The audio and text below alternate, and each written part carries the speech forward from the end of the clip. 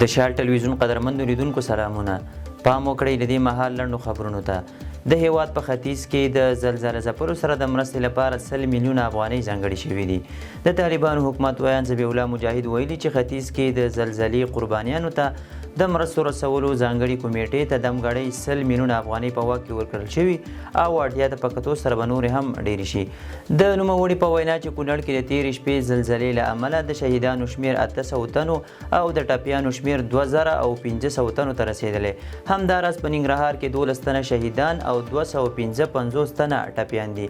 لغمان کې هم 58 او نورستان کې بیا 4 تنه ټپیان دي، خو په وینا یا د ارقام وروستي نه دي او د زیاتېدو شونتیا یې شته. د نوموړي په وینا اړوندو ارګانونو ته سپارښتنه شوې چې د پیښو ځایونو ته ځانونه ورسوي، د شهیدانو د تدفین، د ټپیانو د معالجې او له زیانمنو سره د مرستې لپاره خپلو شته امکاناتو څخه ګټه واخلي.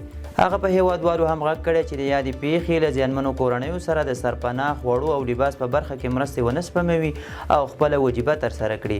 تر دې مهاله د پاکستان په ګډون د هندوستان، ایران، آذربایجان، سعودي عربستان، متحده عربي امارات، چین، جاپان او یو شمېر نورو هیوادونو لخوا له افغان زلزله ځپلو سره د غمرازۍ پیغامونه خپاره شوي او د مرستو ټټر یې وهلی دی. هیواد کې د تېرې شپې زلزلې په اړه د کابل پوهنتون انجینرۍ پوهنځي په راپور کې راغلي چې تېره شپه د ریختر په کچه د 6 درجو، ورپسې د 5.2 درجو 2 ټکانونه او 4.7 درجې وروستی ټکان رامنځته شو چې مرکز یې ننګرهار ښودل شوی دی. چین له کډوالو وزارت سره د 140 بابا فابریکایي کورونو مرسته وکړه. د یاد وزارت د مسؤلینو په وینا دغه کورونه چې 9 متره اوږدوالی او 3.10 متره سور لري، یو تشناب، پخلنځی، د برېښنا سیستم او نور د اړتیا وړ سیستمونه پکې فعال دي چې د هیواد پولو ته د راستنېدونکو میشتېدنې په موخه لیږل کیږي.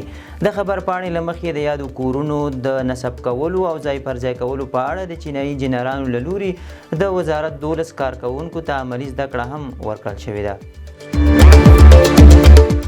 بغلان ولایت مرکز پوري خمري ښار کې د غوري سیمنټو د 3مې فابریکې د جوړولو چارې پیل شوې.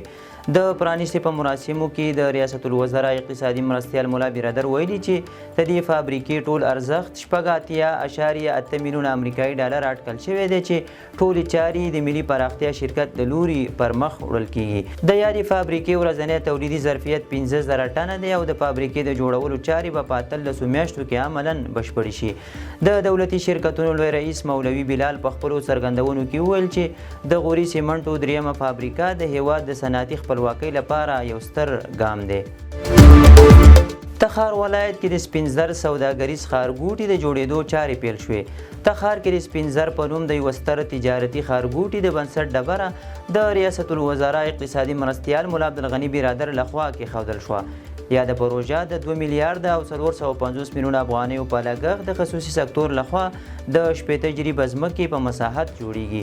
اقتصادي مرستیال د دې ښارګوټي د پرانیستې په مراسمو کې وویل چې د خصوصي سکتور پانګونه د هیواد په اقتصادي وده او پرمختګ کې اساسي رول لري او پانګوال باید پکې ونډه واخلي.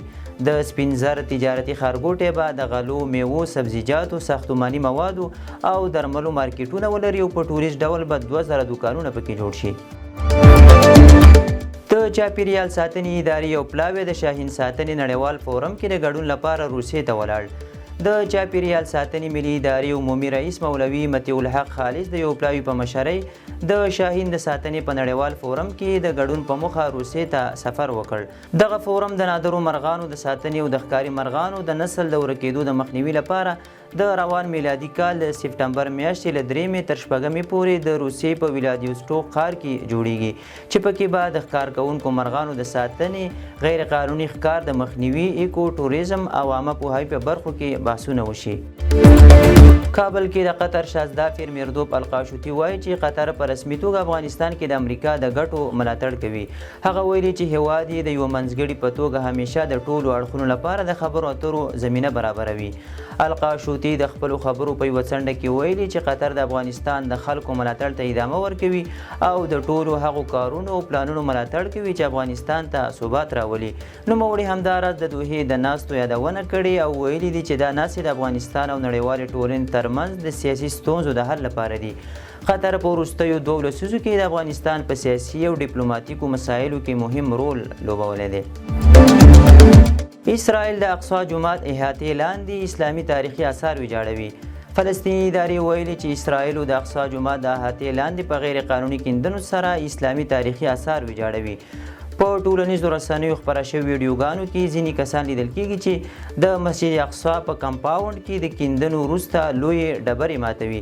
یا د ادارې د اسرائیلو دغه کړنه د نړیوالو قوانینو او تړونونو ښکاره سرغړونه بللي او ویلي دي چې د اسرائیل هدف د اسلامي هویت له منځه وړل او راتلونکي کې د مسجد اقصی پر ځای د یهودي عبادت ځای جوړول دي. تر دې وړاندې هم اسرائیلي نظامیانو څو ځله د اقصی جومات بې حرمتي کړې ده.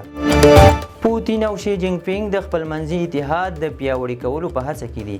د روسیې ولسمشر ولادیمیر پوتین د یو رسمي سفر په ترڅ کې چین ته رسیدلی دی. د شنغهای د همکاریو سازمان سترمشریزه د چین په شمال تیانجین بندري ښار کې ترسره کیږي. پوتین د دوشنبې تر ورځې فرصت لري چې د چین له ولسمشر شي جینګ پینګ او همدارنګه د ایران او مرکزي اسیا هیوادونو په څیر خپلو شریکانو سره اړیکې پیاوړې کړي. پوتین د چین له دولتي خبري اژانس سره په مرکه کې وویل چې دغه غونډه د اوسنیو ګواښونو او ننګونو په مقابل کې د شنغهای د همکاریو سازمان توانمندي پیاوړې کوي. نوموړي زیاته کړه چې دغه غونډه به د یوه لا زیات عادلانه څو قطبي نړیوال نظم په رامنځته کولو کې مرسته وکړي. د شال ټلویزیون قدرمندو لیدونکو دا او د دې مهال لړ او مهم خبرونه تر بیا ښه وخت.